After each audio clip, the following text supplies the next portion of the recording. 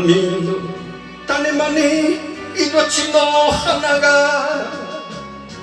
2つ並んで咲いている。煙い胸は親父の肩身、肩はほどいたしけには強い。俺と兄貴のよ夢のゆりかごさ。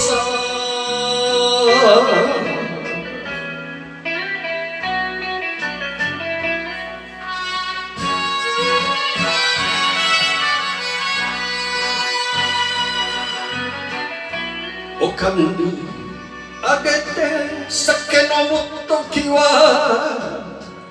いつも張り合う恋がたき。けれども昨日ルバにつけば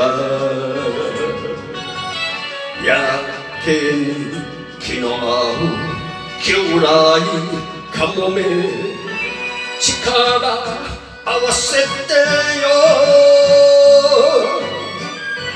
網を巻き上げる。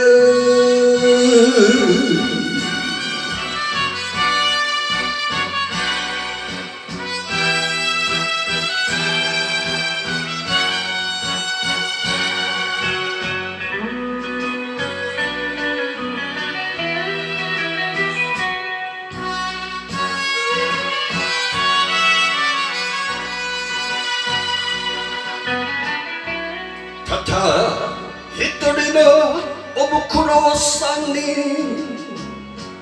楽な暮らしをさせたくて、煙い胸は